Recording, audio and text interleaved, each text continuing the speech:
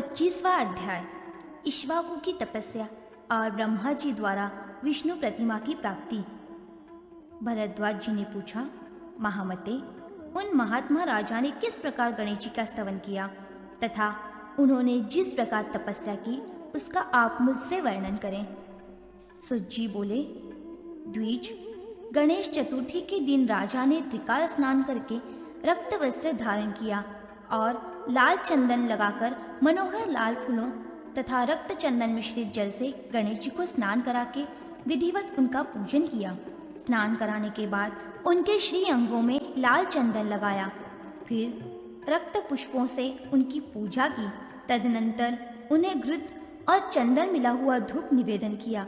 अंत में हल्दी, घी और गुड़ खंड के मेल से तैयार किया हुआ मधुर नैवेद्य अर्पण किया। इस प्रकार सुंदर विधि पूर्वक भगवान विनायक का पूजन करके राजा ने उनकी स्तुति आरंभ की। इक्ष्वाकु बोले, मैं महान देव गणेश जी को प्रणाम करके उन विघ्नराज का स्तवन करता हूँ, जो महान देवता एवं गणों के स्वामी हैं, शूरवीर तथा अपराजित हैं और ज्ञान वृद्धि कराने वाले हैं, जो 1, 2 तथा 4 दांतों वाले हैं, जिनकी 4 भुजाएं हैं, जो 3 नेत्रों से युक्त और हाथ में त्रिशूल धारण करते हैं, जिनके नेत्र रक्त वर्ण हैं, जो वर देने वाले हैं, जो माता पार्वती के पुत्र हैं, जिनके सुप्र जैसे कान हैं, जिनका वर्ण कुछ कुछ लाल है, जो दंडधारी तथा अग्निमुख है एवं जिन्हें होम प्रिय है, तथा जो प्रथम पूजित न होने पर मनुष्यों के सभी कार्यों में विघ्नकारी होते हैं, उन भीमकाय और उग्र स्वभाव वाले पार्वती नंदन गणेश जी को मैं नमस्कार करता हूँ, जो मद से मत्त रहते हैं, जिनके नेत्र भयंकर हैं और जो भक्तों के विघ्न दूर करने वाले हैं, करोड़ों सूर्य के समान जिनकी कांति है, खान से काटकर निकाले हुए कोयले की भांति जिनकी श्याम प्रभा है, तथा जो विमल और शांत है, उन भगवान विनायक को मैं नमस्कार करता हूँ। मेरुगिरी के समान रूप और हाथी के मुख सदृश मुख वाले कैलाशवासी गणपति को नमस्कार है। विनायक देव, आप विरूपधारी और ब्रह्मचारी हैं। भक्तजन आपकी स्तुति करते हैं, आपको बारंबार नमस्कार है। पुराण पुरुष, आपने पूर्ववर्ती देवताओं का कार्य सिद्ध करने के लिए हाथी का स्वरूप धारण करके समस्त दानवों को भयभीत किया था। शिवपुत्र, आपने ऋषि और देवताओं पर अपना स्वामित्व प्रकट कर दिया है। इससे देवगण आपकी प्रथम पूजा करते हैं। सर्व विघ्नेश्वर, यदि मनुष्य रक्त वस्त्र धारण कर नियमित आहार करके अपने कार्य की सिद्धि के लिए लाल पुष्पों और रक्त चंदन युक्त जल से चतुर्थी के दिन तीनों काल या एक काल में आप काम रूपी सर्वज्ञ गणपति का पूजन करें तथा आपका नाम जपें, तो वह पुरुष राजा, राजकुमार, राजमंत्री को राज्य अथवा समस्त राष्ट्र सहित अपने वश में कर सकता है। विनायक, मैं आपकी स्तुति करता हूँ। आप मेरे द्वारा भक्ति पूर्वक स्तवन एवं विशेष रूप से पूजन किए जाने पर मेरी तपस्या के विघ्न को दूर कर दें। संपूर्ण तीर्थों और समस्त यज्ञों में जो फल प्राप्त होता है, उसी फल को मनुष्य भगवान विनायक का स्तवन करके पूर्ण रूप से प्राप्त कर लेता है। उस पर कभी संकट नहीं आता, उसका कभी तिरस्कार नहीं होता और न उसके कार्य में विघ्न ही पड़ता है।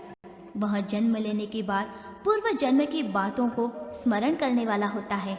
जो प्रतिदिन इस स्तोत्र का पाठ करता है, वह 6 महीनों तक निरंतर पाठ करने से गणेश जी से मनोवांछित वर प्राप्त करता है और 1 वर्ष में पूर्णतः सिद्धि प्राप्त कर लेता है। इसमें तनिक भी संशय नहीं है। सुत जी बोले, द्विजोत्तम गण, इस प्रकार राजा इक्ष्वाकु पहले गणेश जी का स्तवन करके फिर तपस्वी का वेश धारण कर तप करने के लिए वन में चले गए। सांप की त्वचा के समान मुलायम एवं बहुमूल्य वस्त्र त्याग कर वे श्रेष्ठ महाराज कमर में वृक्षों की कठोर छाल पहनने लगे।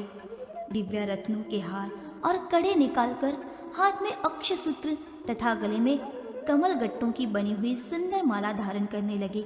इसी प्रकार वे नरेश मस्तक पर से रत्न तथा सुवर्ण से सुशोभित मुकुट हटाकर वहां तपस्या के लिए जटाजूट रखने लगे। इस प्रकार वशिष्ठ जी के कथनानुसार तापस वेश धारण कर तपोवन में प्रविष्ट हो वे शाक और फल मूल का आहार करते हुए तपस्या में प्रवृत्त हो गए।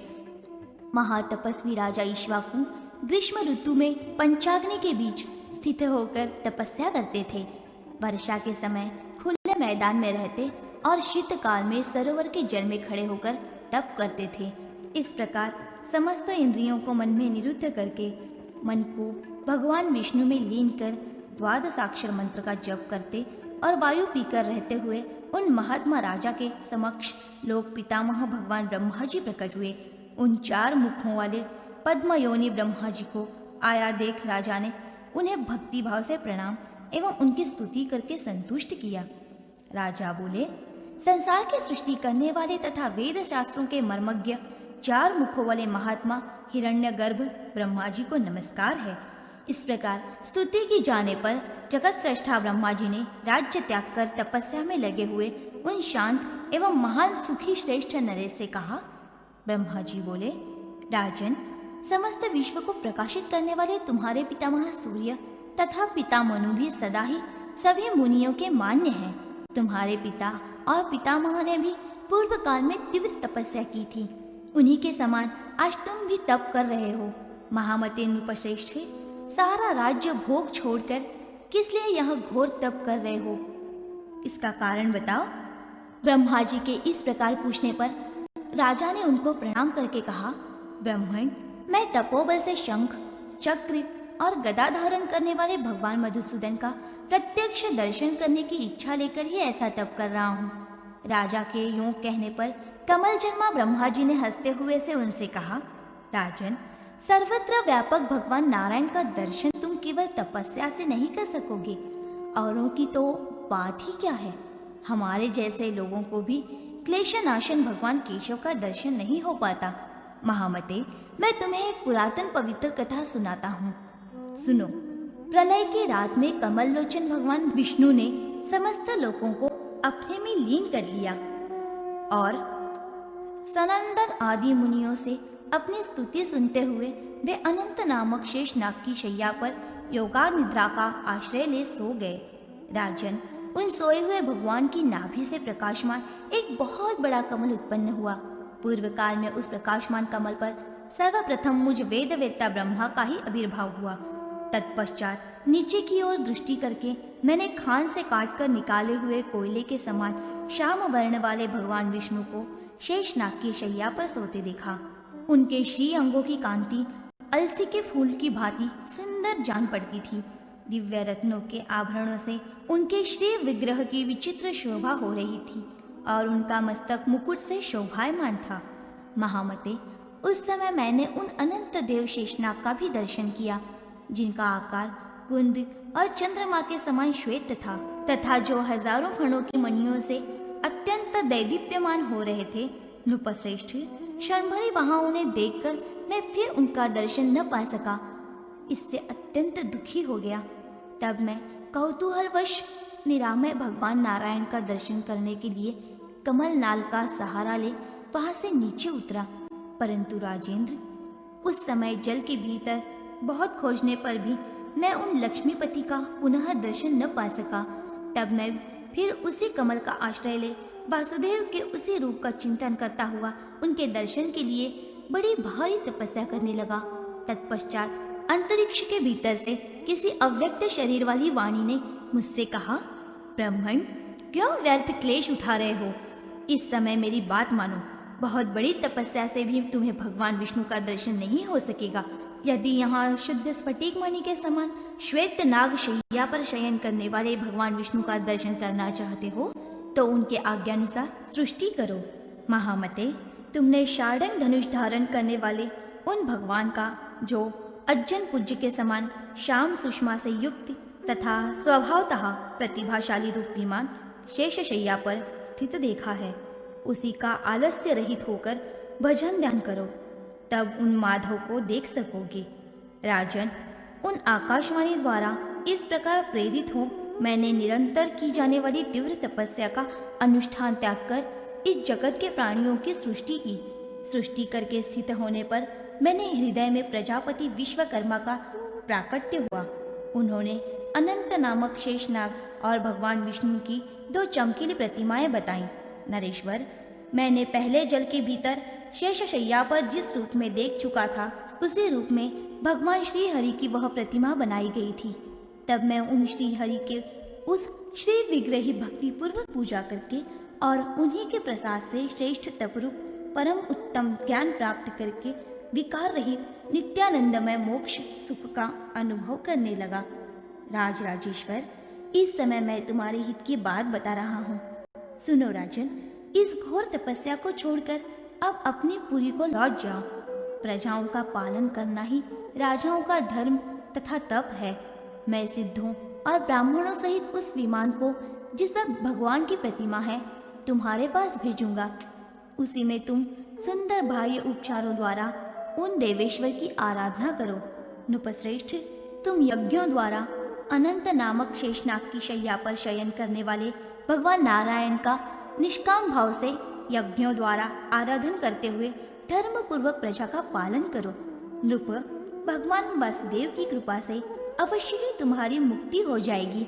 राजा से यूं कहकर लोक पितामह ब्रह्मा जी अपने धाम को चले गए।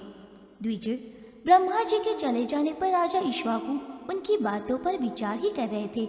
तब तक उनके समक्ष वहां विष्णु और अनंत की प्रतिमाओं का शुभ विमान, जिसे ब्रह्मा जी ने दिया था, सिद्ध ब्राह्मणों सहित प्रकट हो गया। उन भगवान पुरुषोत्तम का दर्शन करके उन्होंने बड़ी भक्ति के साथ उन्हें प्रणाम किया तथा साथ में आए हुए ऋषियों एवं ब्राह्मणों को भी नमस्कार करके वे उस विमान को लेकर अपनी पुरी को गए।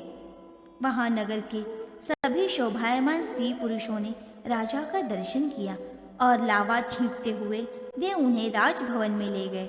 राजा ने अपने विशाल मंदिर में उस सुंदर वैष्णव विमान को प्रस्थापित किया और साथ आए हुए उन ब्राह्मणों द्वारा पूजित भगवान विष्णु की वे आराधना करने लगे।